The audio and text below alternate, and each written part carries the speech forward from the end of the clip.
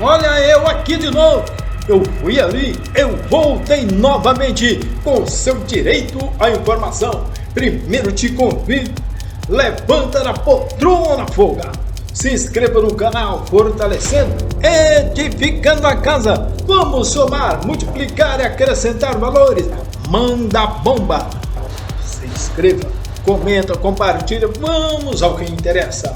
Vamos aí a mamãe, chama a mamãe. Direito processual civil. Vamos acerca das normas fundamentais do processo civil. Encontram-se especialmente nos primeiros artigos 12.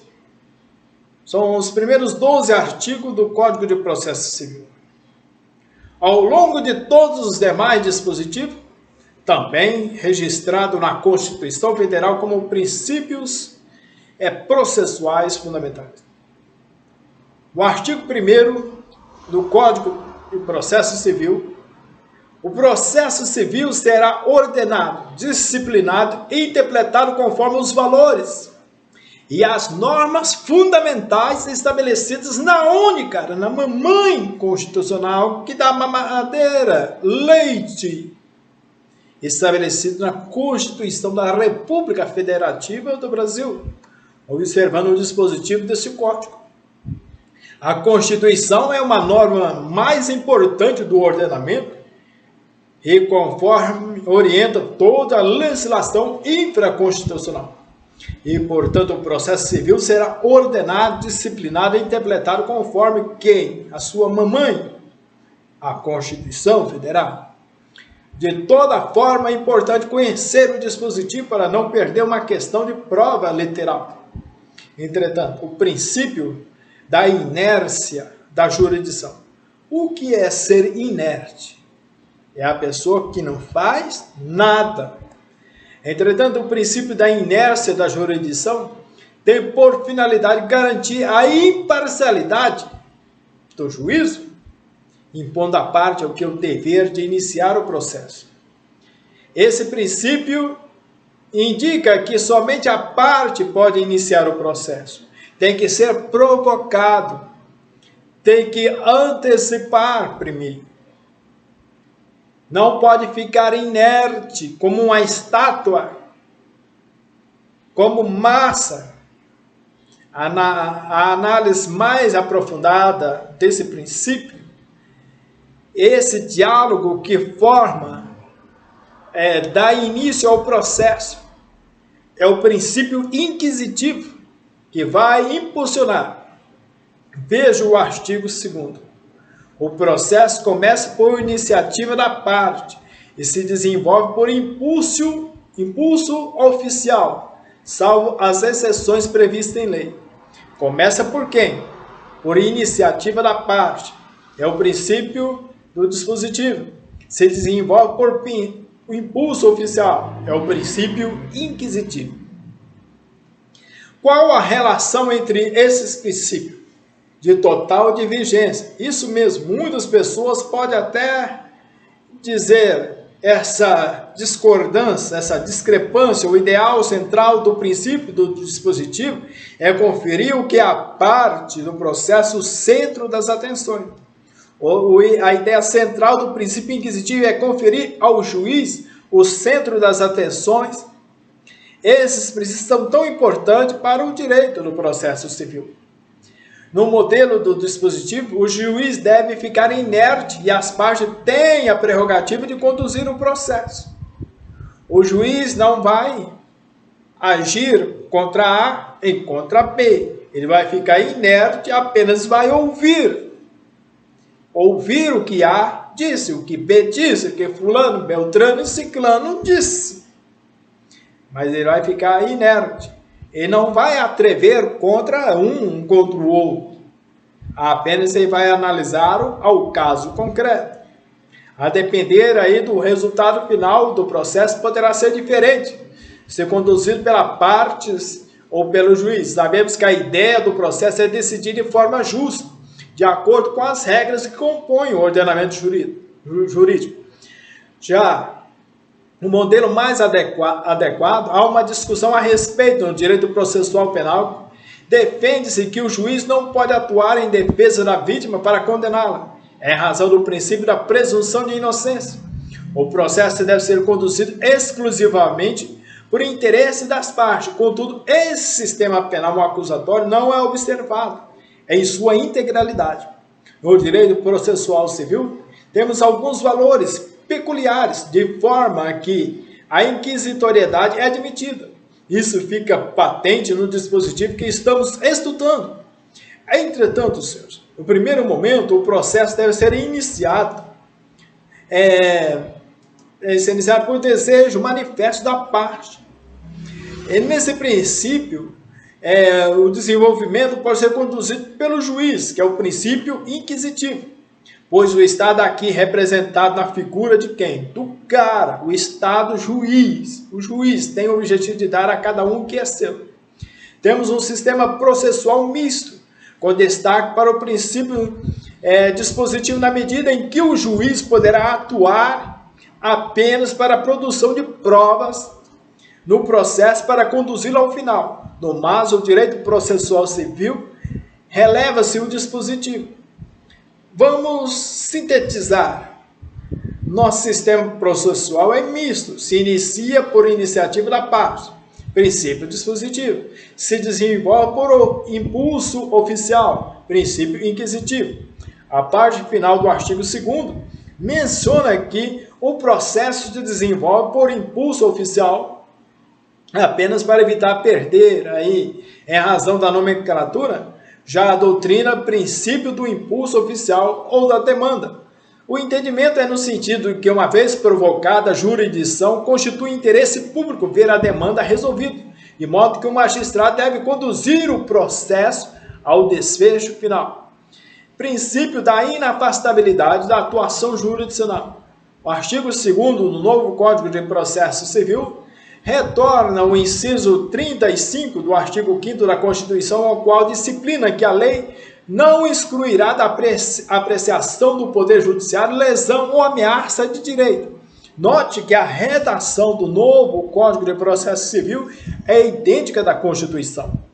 O artigo 3º não se excluirá da apreciação jurisdicional ameaça ou lesão a direito, também conhecido como o princípio de acesso à justiça ou da umbiguidade.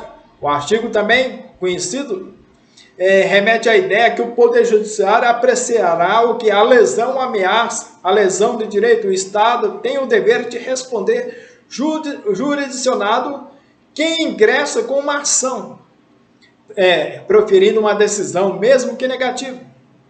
Você tem uma ação na justiça? As primeiras perspectivas, lesões já ocorridas, aquele que sentiu lesado poderá buscar a reparação. Ameaça ou lesão, a pessoa pode buscar a proteção jurisdicional. Entretanto, senhores, as pessoas podem se valer de quaisquer meio para a resolução de conflito. Uma pessoa pode ameaçar outra com o intuito de pacificar alguma controvérsia. Admite que as pessoas entram em vias de fato para resolver problemas? Evidente? Claro que não. Esse óbvio apenas a parte pode utilizar os meios de alternativo de solução de conflito que estejam previstos na legislação especial civil, podendo se valer, portanto, de arbitragem, da conciliação, da mediação, todos os previstos nos parágrafos abaixo. Entretanto, no parágrafo 1º, é permitida a arbitragem na forma da lei. Segundo, o Estado promoverá sempre que possível a solução consensual dos conflitos. Terceiro, a conciliação, a mediação e outros métodos de solução consensual de conflitos deverão ser estimulados por juízes, advogados, defensores públicos e mesmo do Ministério Público, inclusive no curso do processo civil.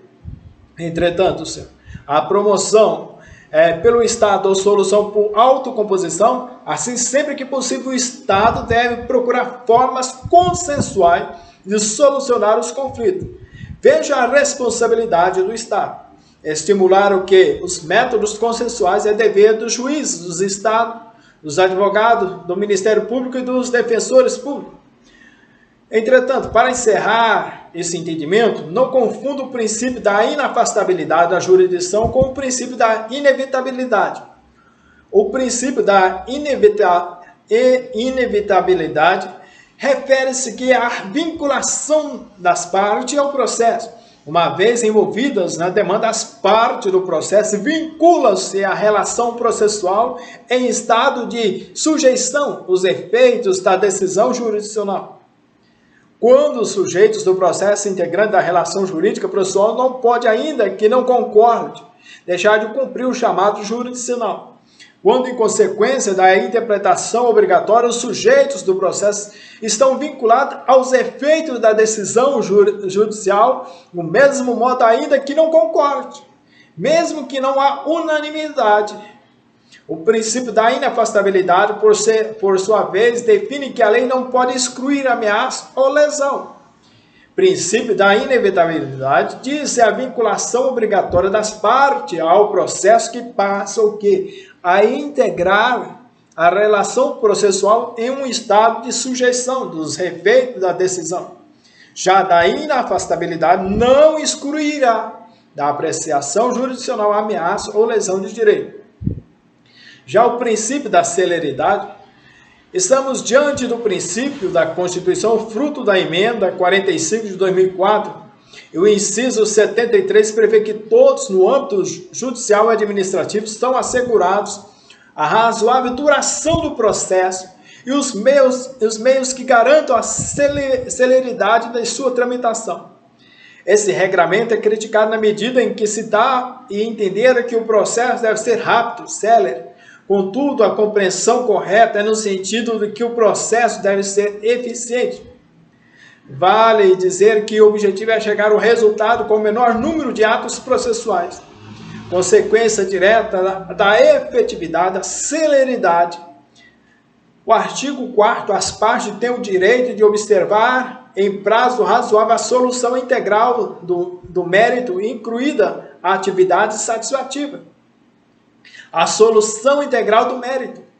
A atividade, o que é satisfativa. Se falar de uma solução integral de mérito, entende-se que toda a condução do processo deve ser destinada à finalidade do processo e que é a decisão de mérito. O juiz deve, após todo o trâmite processual, prestar a tutela jurisdicional, decidindo efetivamente sobre o conflito. Efetivamente que, em determinadas situações, não será possível atingir o mérito, mas se o vício no processo for sanado, corrigir é dever do magistrado, possibilitar a parte que o ratifique, para que tenhamos a decisão final do mérito. Em razão disso, por exemplo, o juiz não pode indeferir uma petição inicial por algum defeito processual antes de oportunizar o autor à retificação. Entretanto, sem o princípio da boa-fé processual, no artigo 5º, aquele que de alguma forma participa do processo deve comportar-se de acordo com a boa-fé. A boa-fé, para compreender essa boa-fé, ela classifica-se em objetiva da subjetiva. A boa-fé subjetiva refere-se à pessoa ao sujeito. Assim, age com boa-fé a pessoa que acredita estar atuando de acordo com o direito. A boa-fé subjetiva é a crença. A boa-fé que tratamos aqui é objetiva, segundo a qual o comportamento humano deve ser pautado em conformidade com um padrão ético de conduta, independente de crença da pessoa. A boa-fé objetiva é uma cláusula geral, significa dizer constituir uma norma jurídica construída de forma indeterminada, tanto em referências à hipótese normativa como em relação às consequências. O princípio da boa-fé objetiva processual é uma cláusula geral, que impõe tanto às partes como ao juiz, ao perito, ao advogado, à testemunha que ajam no processo em respeito aos padrões éticos de conduta. No princípio da cooperação, no Código de Processo Civil de 73, era implícito. Agora, no novo Código de Processo Civil está expresso no artigo 6º e constitui uma norma fundamental para o direito processual civil. Afirma categoricamente e de forma tão ostentativa que revela um modelo processual, um modelo corporativo de processo no qual todas as partes envolvidas, elencadas na relação processual devem atuar de que forma? De que forma cooperativa. No artigo 6º, todos os sujeitos do processo devem cooperar entre si para que se obtenha um tempo razoável, decisão de mérito justa e efetiva. Mas como exigir que o autor e réu adversário no processo sejam cooperativos? O processo fica em dois extremos, entre o ponto publicista e o processo adversarial. No primeiro caso, temos a preponderância da figura de juiz. O princípio da cooperação postula o quê? O equilíbrio. Entretanto, desse modo de falar em cooperação, não se pretende que o autor e réu se ajudem mutuamente, porque é impossível, cara, mas que ambos atuem com observância dos deveres da boa-fé. Os princípios da cooperação impõem 4 deveres: dever de consulta, dever de prevenção, dever de esclarecimento, dever de auxílio. Entretanto, o dever de consulta impõe ao juiz dialogar com as partes, especialmente consultar as partes sobre algo que não se manifesta antes de qualquer decisão. O dever de prevenção torna necessário ao juiz apontar falhas processuais, a fim de não comprometer nada. O dever de esclarecimento revela-se pelo dever de decidir de forma clara. O dever de auxílio remete ao que a remoção do obstáculo processual a fim de possibilitar o que as partes o cumprimento adequado de seus direitos. No artigo 373, parágrafo 1º, prevê o que a possibilidade de modificação do ônus da prova diante de peculiaridades de causa relacionada à impossibilidade ou à excessiva dificuldade de cumprir o encargo ou a maior facilidade de obtenção da prova do fato contrário. Poderá o quê?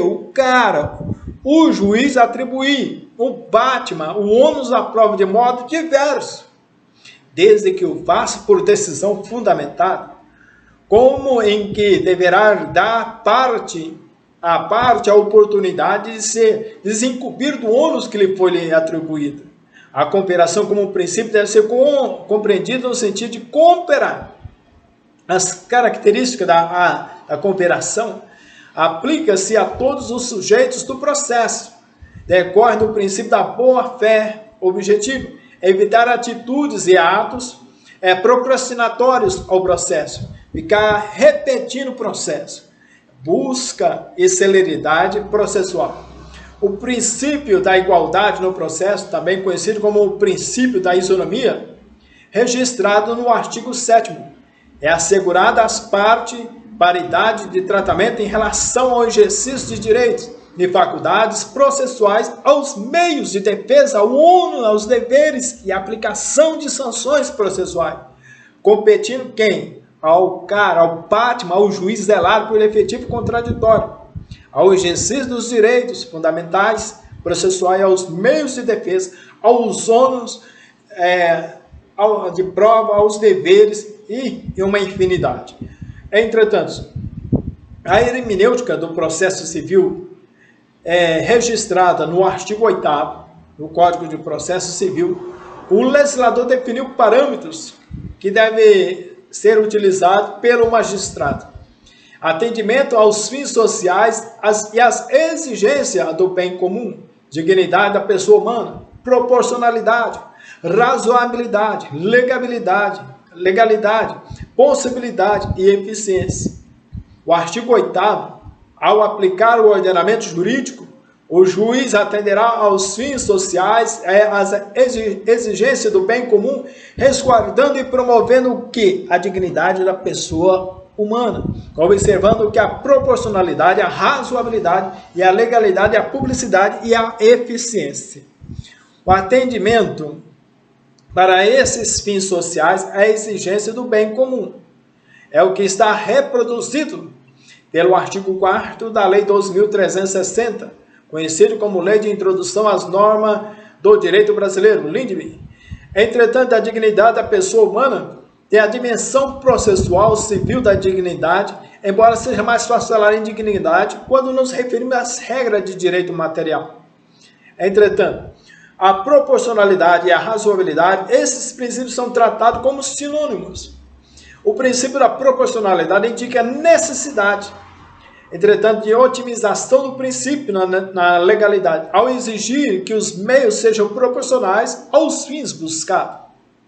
Dever de equidade, consideração na aplicação de norma jurídica daquilo que realmente acontece. Dever de atenção à realidade efetiva, à ocorrência do fato que autoriza a incidência de norma. Dever de equivalência na aplicação do direito, equivalência entre medida e o critério que dimensiona. Outro princípio, princípio da legalidade. A legalidade deve ser comprometida como respeito ao direito como um todo, não apenas a observância da lei. Portanto, a legalidade da qual se fala para a hermenêutica processual remete a direito, a ideia a respeito de ordenamento jurídico como um todo. A legalidade exige nova consideração, ou melhor, uma redesignação. Isso porque a temática do Código de Processo Civil deve observar todos os precedentes judiciais, jurisprudência dos tribunais. Entretanto, já o princípio da eficiência, a ideia de eficiência no direito processual civil, era implícita em 73. Já agora, o juiz, na condução do processo, torna-se gestor ao conduzir o processo para o seu fim, que a prestação da tutela jurisdicional impõe a necessidade de que seja observada a eficiência. A ideia de racionalização, ou seja, o menos recurso e energia atingir o máximo da finalidade. O princípio do contraditório. Como é difícil não haver o contraditório? Não haver algo que o sustente ou defenda o contraditório. Impõe que nenhuma decisão seja tomada sem prévia oitiva das partes. Mas se for contrário aos seus interesses, é justamente isso. Imaginamos, é o réu que não tem o contraditório de nada. Se ele é acusado, e ponto. O artigo 9 não se proferirá decisão contra uma das partes sem que ela seja previamente ouvida. Pela dimensão formal, o direito de parte do processo ser ouvido, já a dimensão material pode influenciar na decisão. O princípio do contraditório prevê que tem a finalidade de evitar denominadas decisões surpresa. Entretanto, o parágrafo único, as exceções no artigo 9, a mitigação desse princípio que o contraditório não se dá previamente à decisão. No parágrafo único do caput, não se aplica, inciso 1, a tutela provisória de urgência. Inciso 2, não se aplica aí o princípio do contraditório às hipóteses de tutela de evidência. No artigo 313, inciso 2 e 3. E no inciso 3, a decisão prevista no artigo 701.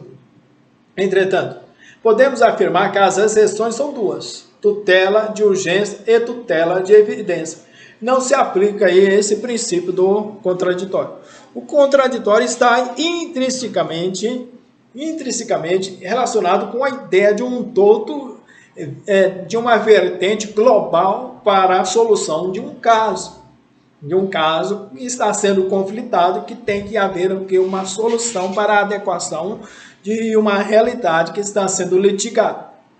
Esse dever de consulta já é um princípio, já no artigo 10 do Código de Processo Civil, que diz: o juiz não pode decidir em grau algum de jurisdição com base em fundamento e respeito da qual não se tenha dado à parte oportunidade de se manifestar, ainda que se trata de matéria sobre a qual deva decidir de ofício.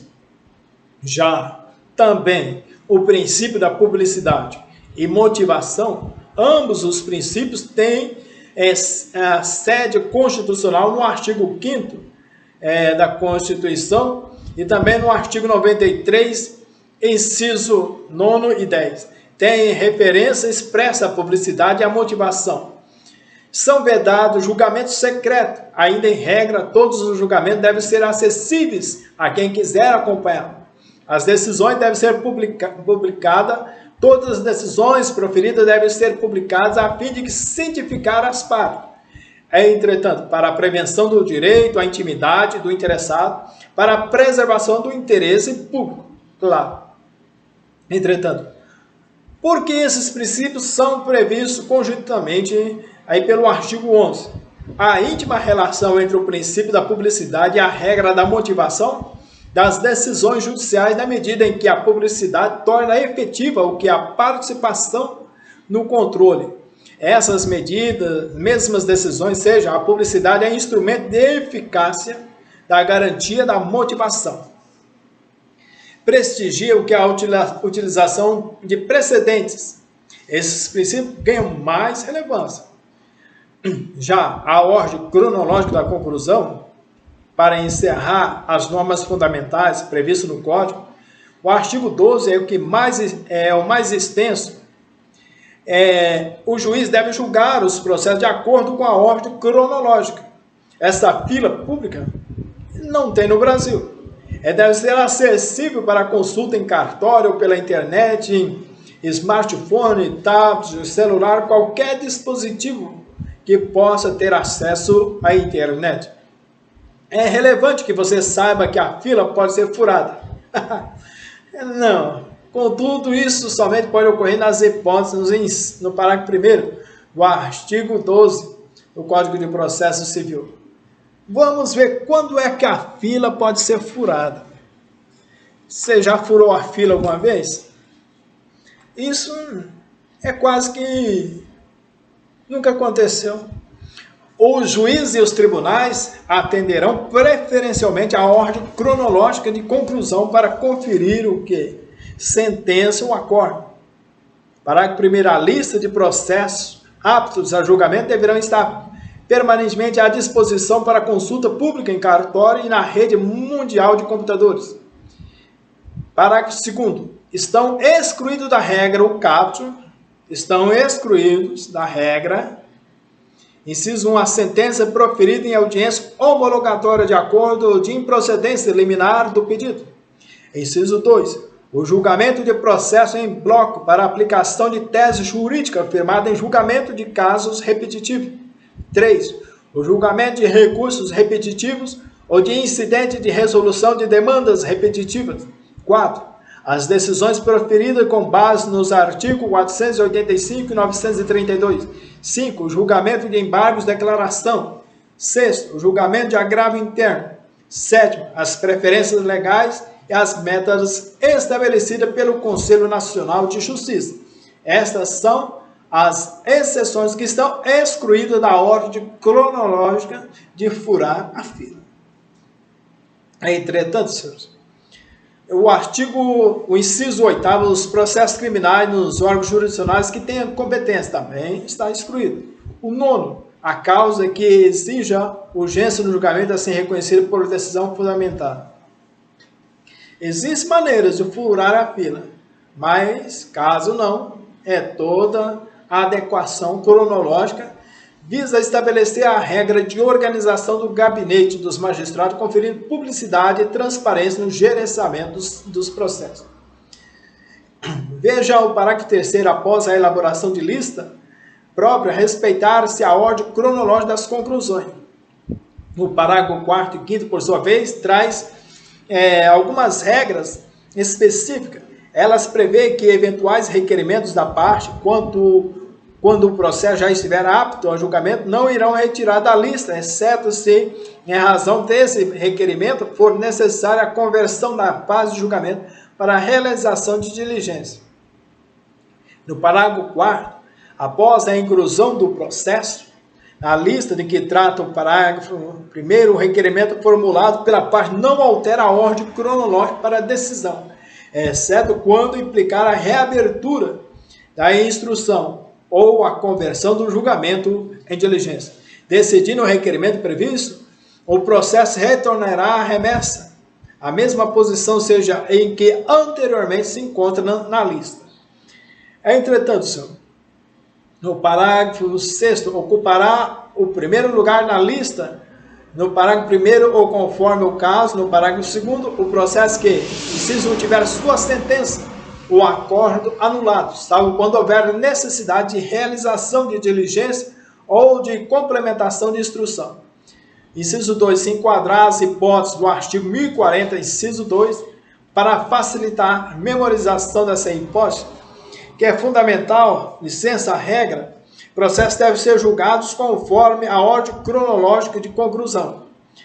As únicas exceções é julgamento de processo ou recursos anulados, julgamento de recursos especiais extraordinários sobrestados quando há publicação de decisão paradigma, julgamento de processos e audiências, julgamentos de sentenças homologatórias de acordo, julgamentos de sentenças homologatórias, já falei de acordo, julgamento de sentença de improcedência limitar do pedido, julgamento de processos e recursos processuais em bloco, casos repetitivos, sentença e julgamento de mérito, julgamento antecipado pelo relator do processo, julgamento de embargos, declaração de agravo interno, julgamento de ações que possuem preferência legal ou decorrente de metas do CNJ, julgamento de processo natural criminal, julgamento de processo urgente, assim fundamentados na decisão.